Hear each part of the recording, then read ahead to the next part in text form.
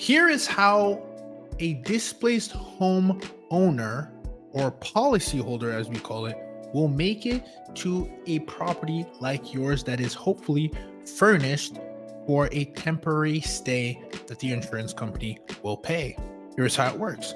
So typically what happens is if a tree falls on their home or there's water damage that needs to then be addressed, or a fire, which unfortunately does take a long time to fix when things have been burned, those are going to be situations where they're going to need temporary housing and a very comparable from where they came from to relocate into. And usually the hotel is not the best option, especially when it's a larger group for a longer time. And can't forget about the furry friends, the pets included. It becomes a luxury to find a home that is available, and that luxury becomes your luxury. Keep in mind that these issues, the way they happen, they're not as serious as you might think. We got water all the way up to the ceiling or anything like that.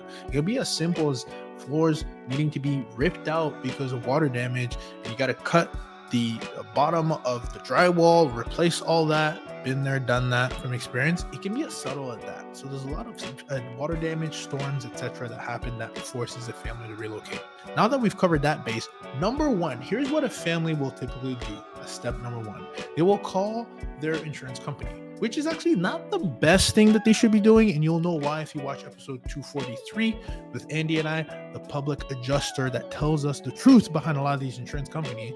The truth is they don't have your best interest, but they do it anyway. And typically what will happen is your insurance company will then work while they're working with their claim. The whole claim is one thing, but while they're doing that, if the family's not able to live there, they will then have to tap into what we call their loss of use coverage D to be able to relocate them into a furnished home. Hopefully it's your home. And the insurance company doesn't have the time to do that. We're talking about trillions and trillions and trillions of dollars, right? So what they do is they hire temporary housing providers. They either have a partnership or they lean on those guys to then find homeowners like you. Either there's going to be homes that are available on Furnished Finder, maybe Airbnb. They're going to look around, and these temporary housing solution companies are going to reach out to you. Now, what happens is typically when they do reach out to you, they're going to go ahead and then give your property to them in a virtual setting, like give them your address, give them your rate, etc. And it then needs to be approved by the insurance adjuster. Typically, not all the time, but typically before the family even gets the green light to walk the property, because they have a process in place where they don't want the family to walk the property, say they love it, then you name your price and you say $30,000 a month, which again is not impossible, but it could be maybe beyond their budget of what it says on their coverage D or their insurance policy. So they first want to get all the details of the property, the address, how large it is, how much the rate is, etc. that these temporary relocation specialists are looking to gather from you. And then once you submit your amount and it gets approved, then step number 3 is they walk the property through. And when they walk the property, it's very important for you to understand the importance for the property to be at its best, because if they do like it, then step number 4 is they give the green light to the adjuster that they would like to move forward. Now, if you make it to that step, ka-ching, ka-ching, because step number 5, you will then write a lease that has the temporary housing relocation company usually on that lease with a special addendum in there or special stipulations that should say, and the tenant is typically signing that.